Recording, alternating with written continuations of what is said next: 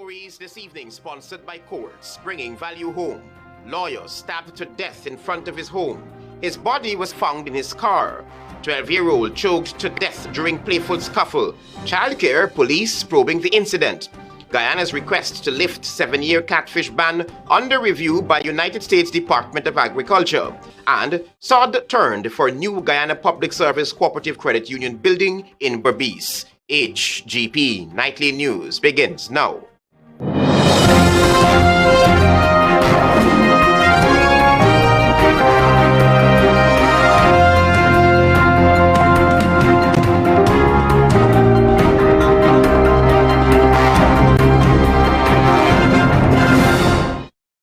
Good evening to our viewers here in Guyana and online. I'm Travis Chase with the Thursday, August 8th edition of the HGP Nightly News. We have what you need to know this evening. On the police blotter, an attorney who was admitted to the Guyana bar in 2012 was killed Wednesday night in front of his home. Police are putting together pieces of information to help solve this murder. Here is more.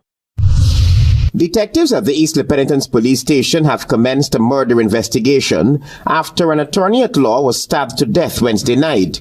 He has been identified as 35-year-old Richard Lane of 183 Century Palm Gardens. Police said he was stabbed twice to his neck. His body was found in his car outside his Durban Backlands home.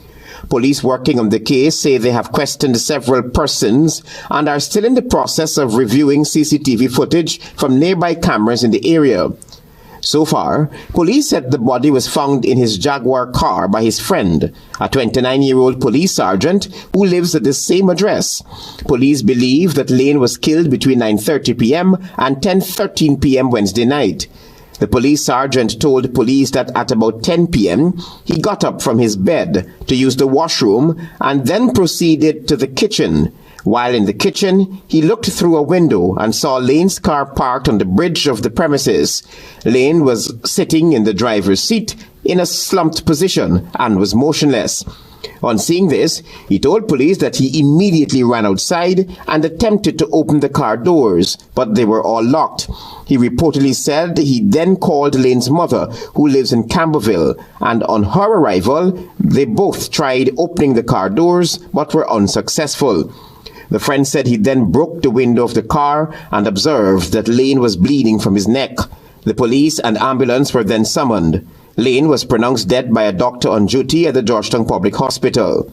Police are also reviewing reports that the attorney had been threatened several times over the house in which he lived. A source familiar with the investigation said that all leads are being followed by detectives. Travis Chase, HGP Nightly News. Still with the police, the Child Care and Protection Agency has been called in to assist in a probe where a 12-year-old girl died after being choked during a playful encounter with her cousin. More details in this report. What is being described as a playful scuffle between two 12-year-old cousins ended tragically Thursday morning. Dead is 12-year-old Chitwatri Rohan of Monrepo Martyrsville, East Coast Demerara.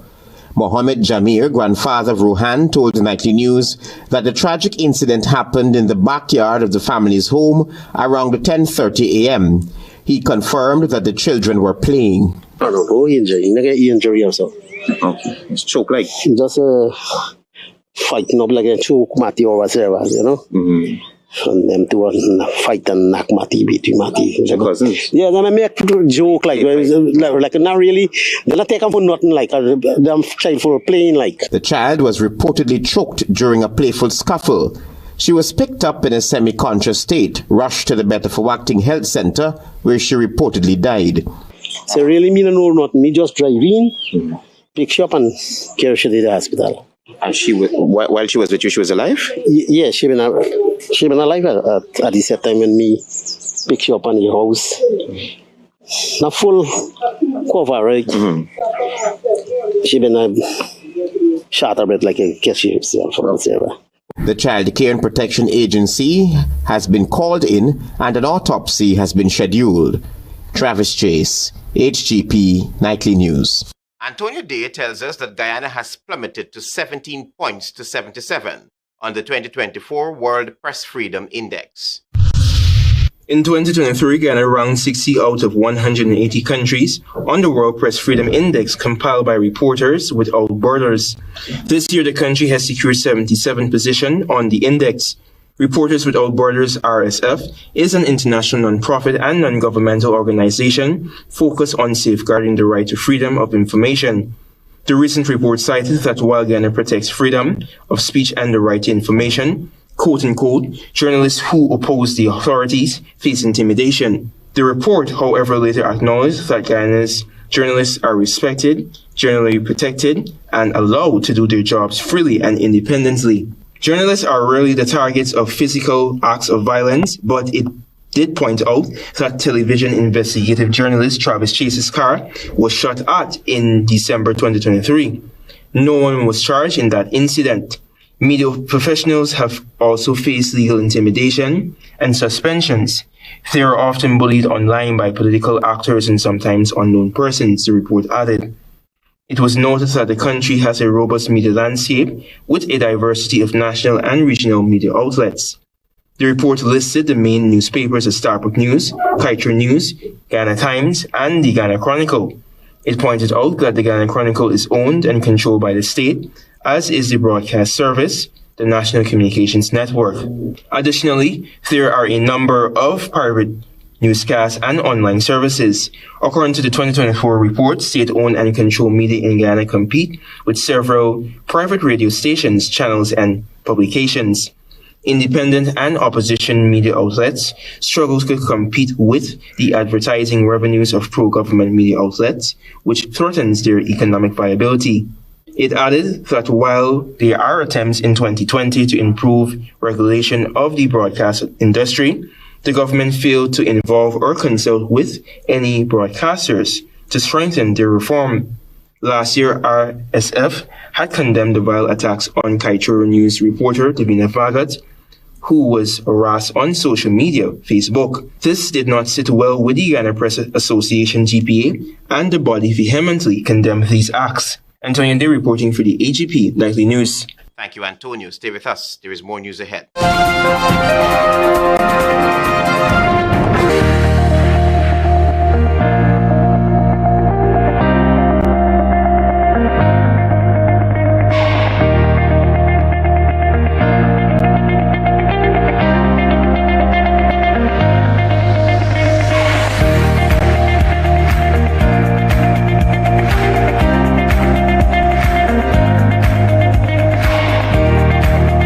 Welcome to SNL Electrical Inc., where lighting and electrical needs are met with expertise and style. From the latest in electrical lamps to durable cables, circuit breakers, panels, we have it all.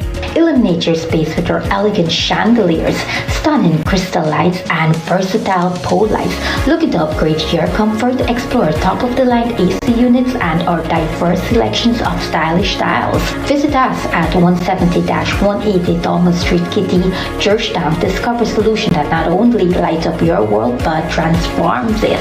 Call us on telephone number 226-3018 or 223-1634.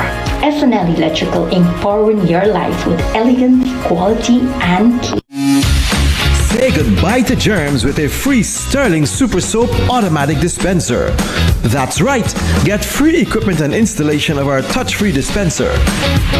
The perfect amount of soap every time ensures clean and germ-free hands. Refilling is quick and easy with 4 amazing fragrances: coconut, sunflower sunrise, pink blossom, and citrus zest. Call us on 265-7403.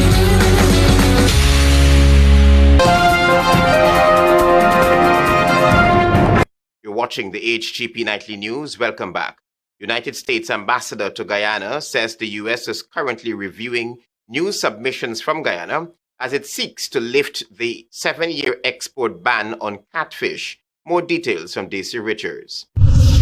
Her Excellency Nicole Terriot, United States Ambassador, on Wednesday said Guyana has made new submissions to the United States Department of Agriculture as efforts are being made to restart exporting catfish to that country. Right now, in May, they returned the last request for information information, so it's kind of been going back and forth.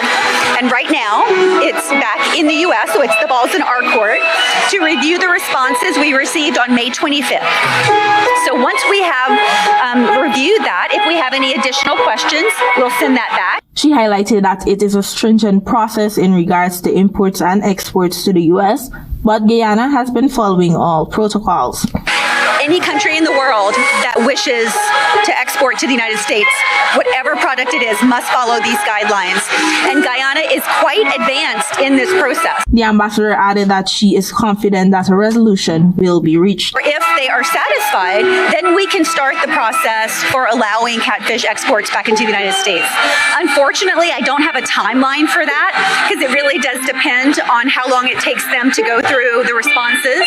The United States in 2017 imposed a temporary ban on Guyana and several countries after failing to meet the U.S. standards. 3 areas of concern were the presence of inspectors, insufficient documentation detailing verification of each step in the sanitization and hazard analysis, and critical control point process, as well as insufficient documentation specifying how the country treats adulterated catfish and catfish products. The government of Guyana since then has been working around the clock to get the U.S. to lift the ban. For HGP Nightly News, I am Daisy Richards. Minister of Health Dr. Frank Anthony on Wednesday said that in order to clean up street dwellers, the ministry will have to collaborate with sister agencies and ministries. Hear more from Daisy Richards. Minister of Health Dr. Frank Anthony on Wednesday at the Humaniana said Guyana has to work towards getting street dwellers off of the country's roadways, and it should be a collaborative effort between the ministries. But it has been somewhat difficult due to persons not wanting to comply. But one of the pushback that we've been getting is that some of the people don't want to come into an institution. So that's why, for example, the Ministry of Human Services would have been providing them with a safe space where they can go, get a bath, get a meal, but some of them don't want to come out of the streets. The minister added that persons with mental health problems are treated and placed into institutions but subsequently returned to the streets. We can stabilize them in terms of the medication and so forth. So if they're having an acute episode, we can fix that. But once they go back out, if they don't come for their medication and so forth, it's going to be a challenge to manage them. He added that many of the persons who are on the streets currently have been in the drug users program provided by the Ministry of Health. So they're known to the doctors. But again, it's balancing what their rights and institutionalizing them. The new mental health law does not allow us to institutionalize people unless it's an acute episode. Dr. Anthony added that in the case of drug addicts, the ministry has a program that offers counseling as well as provide medication. For HGP Nightly News, I am Daisy Richards. We tell you now that with the certification of 15 Guyana Power and Light staff members as fiber optic technicians, the corporation can now operate more internally and requires fewer outside contractors. Find out more from Tiana Cole. 8 graduated from the System Control and Operation Department, 2 from the Information Technology Department, 1 from the Human Resources Department, and 4 from the Transmission and Distribution Department. Minister of Labour Joseph Hamilton, speaking at the Fiber Optic Installer and Technician Training Program graduation ceremony, stated that the government is keen on upscaling the country's human capital to fill the labour gap as it continues to undergo rapid economic growth. This is so significant. It will dawn on you down the road as you continue doing your work. You fit into a strategic vision. Every year, the Board of Industrial Training, we look for new sectors,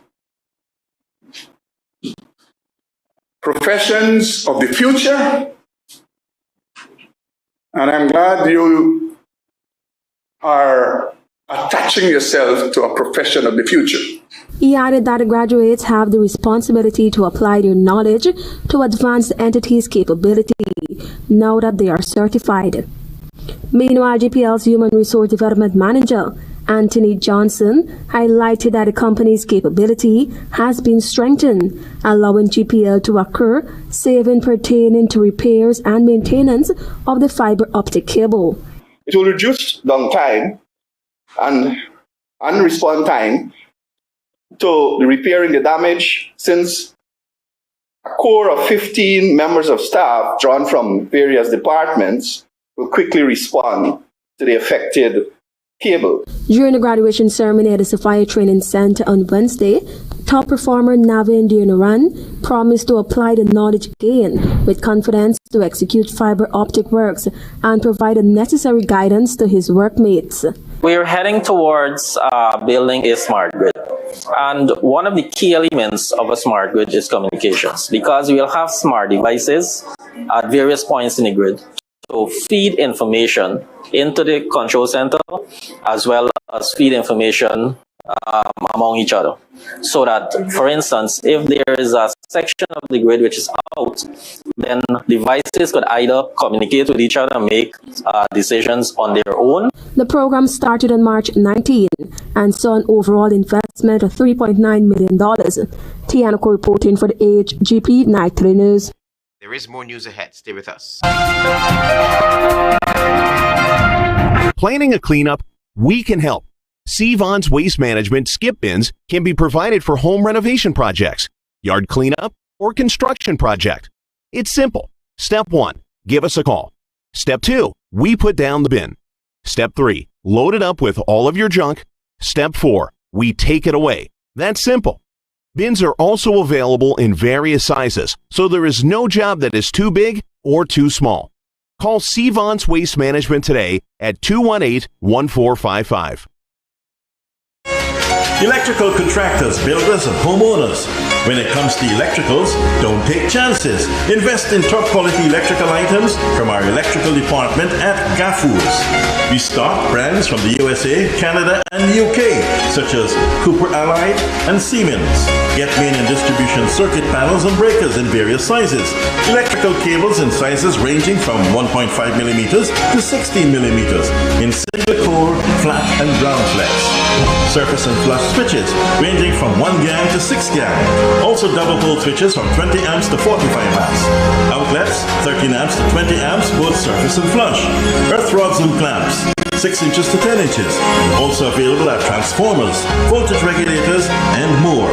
So for all your home and office and industrial electrical items, visit the Gaffoo's location nearest you at MacDoom, Parika, Neems, Land of Canaan, Rose Hall, Beatty, Kanji.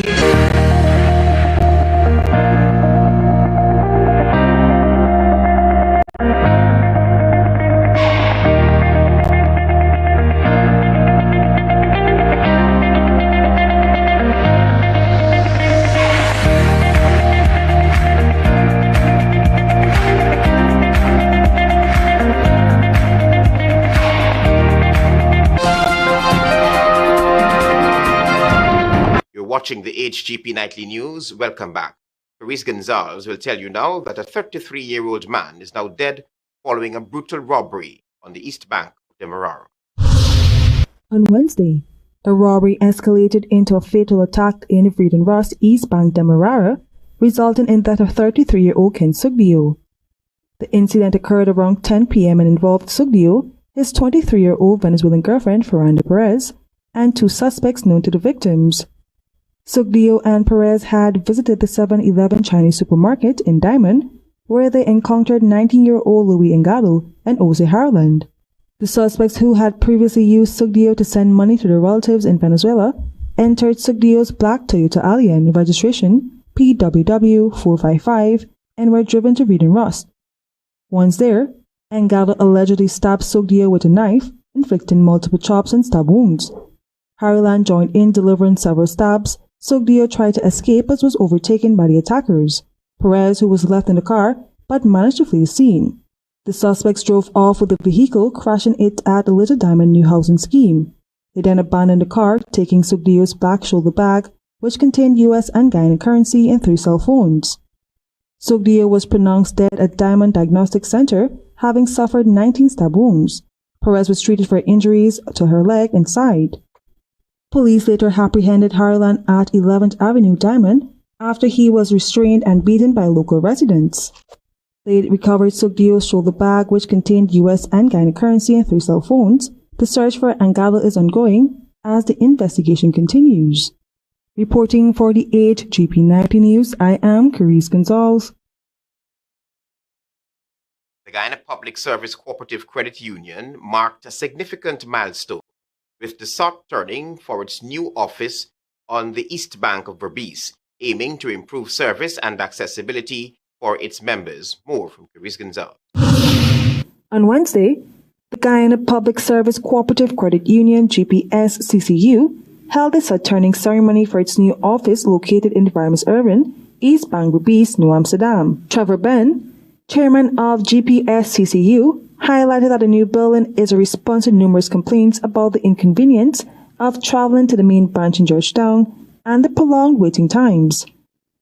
Ben also stressed that the new building represents the credit union's high standards and encouraged members to use the online platform to avoid waiting long times in queues. When it is constructed, it will have a ramp, wheelchair ramp, to facilitate people who are disabled and need to access the facility. This is one of 2 buildings we hope to begin constructing over the next 2 years. New Amsterdam Mayor Wainwright McIntosh supported this initiative, noting that having a credit union office in Berbice is a significant step that will better serve residents in Regions 5 and 6. With this move to decentralize the services of this credit union, I deem it one in high regards. So membership, the general membership living in the East Berbice quarantine area, region number 6, no longer have to travel miles to access service. Deputy Regional Executive Officer Mary Samaru pointed out that the new office will be cost-effective for over 1,000 members in the county of Berbice and encourage public service employees to join the credit union. So bringing the office here to Region 6 is an excellent initiative. It not only will reduce the cost of people's pockets, but it also brings awareness to prospective members who want to join. Nightly News spoke with several long-time credit union members who have been with the institution for over 20 years. They shared how the new office will be beneficial to them. I seize the opportunity to encourage others to be a part of this growing organization that will now have a building in East Berbice that will be able to benefit us all. Tomorrow going to make 28 years. Now I'm with the credit union. And this is a history for us as Barbician, because many times you would have to leave Georgetown, spend the whole day in order to come back. So having an office right here, it would serve us really, really good. The GPS-CCU's new office in Region 6 is scheduled to commence construction in 2026. It was also noted that the GPS-CCU has representatives assigned to each region, and members can visit these representatives for any information or assistance they may need. Reporting for the HGP Nightly News, I am Carice Gonzalez. Guyana is slated to be the first CARICOM member state to test donors for organ transplant recipients.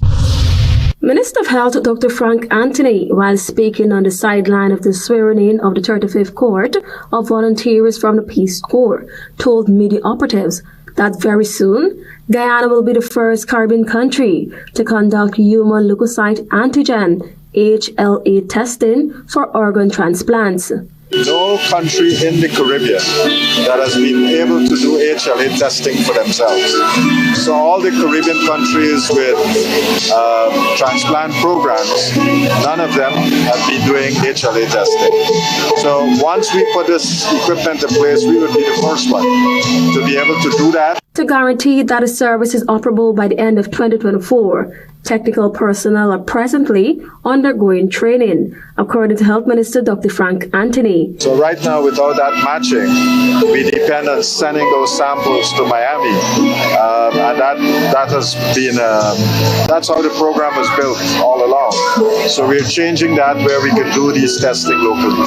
Earlier in the year, the government procured a HLA machine to increase Guyana's capacity to determine human organ capability before conducting transplant surgeries. The establishment of a national donor and transplant registry is provided for in Part 3, Section 13 of the Human Organ and Tissue Transplant Bill 2021. The registry would include consent, amendments, and revocation of consents from adults regarding the donation of their organs, tissues, cells, or biofluids, among other things. Tiana Ko reporting for the HGP Nightly News. Stay tuned. Your regional news is up next. From the genesis of footwear comfort, Colors Boutique comes their back-to-school footwear, featuring brands like Skechers, Everlast.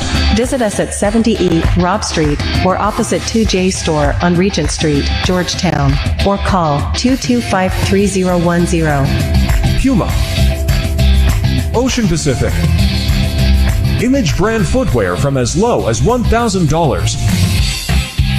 LRX,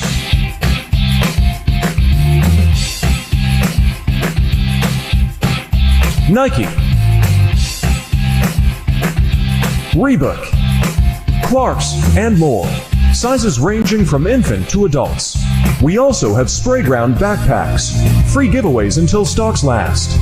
Buy one and get the other pair at half price on selected brands. Colors Boutique, the leaders in footwear comfort. Over 205,000 school-aged children benefit from a $45,000 Because We Care cash grant and uniform voucher. This initiative helps parents ensure their children have the tools needed for education. Oil and gas revenue makes up 29% of the 2024 budget.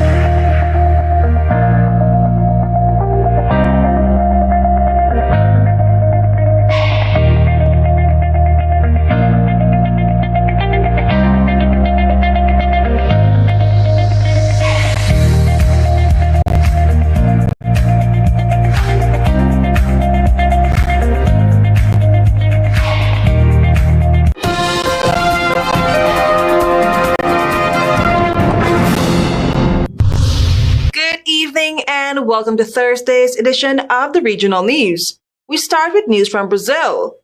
Deforestation in Brazil's Amazon rose in July, breaking a 15-month streak of falling destruction under President Luiz da Silva. Preliminary government data showed on Wednesday amid a strike by environmental workers. Roughly 666 square kilometers of jungle were cleared in July, 33% higher than the 500 square kilometer for the same month last year. Despite the increase, Amazon deforestation levels are still far lower under Lula than his predecessor, Jair Bolsonaro. Brazil's Vice Minister for Environment said that a drought in the Amazon, the environmental workers' strike, and the fact that it is a municipal election year, which tends to correlate with increased destruction. The rise is in part due to an environmental workers' strike that began in June, that has drastically curtailed the enforcement of laws against deforestation.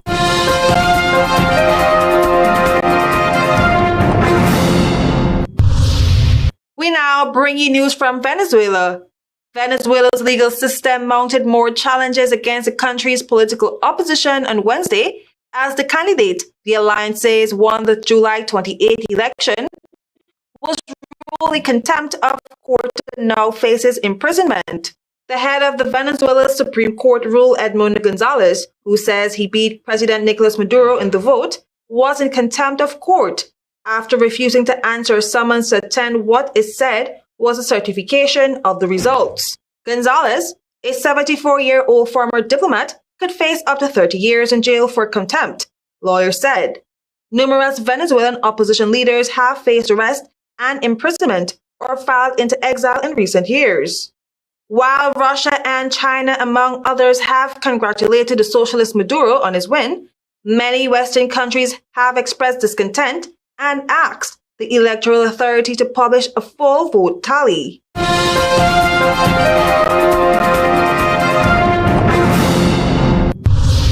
And now for some international news. The UK reported widespread rioting recently, which led to over 400 arrests across the country.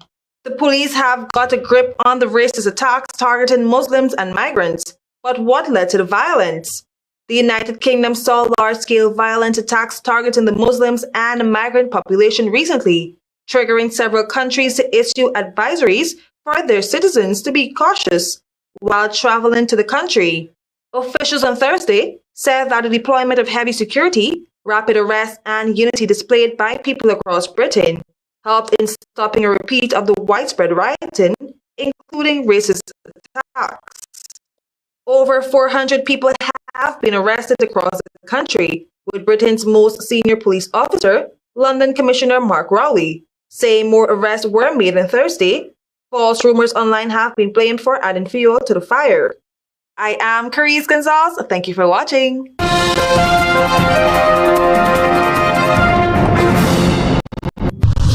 Lawyer stabbed to death outside home. His body was found in his car. 12-year-old choked to death during playful scuffle, childcare, and the police probing the incident. Guyana's request to lift 7-year catfish ban under review by United States Department of Agriculture, and sought turned for a new Guyana Public Service Cooperative Credit Union building in Berbice. Those are our major headlines. For these stories and more, please go to our website. It's www.hgptv.com. I'm Travis Chase. Thanks for watching. Goodbye.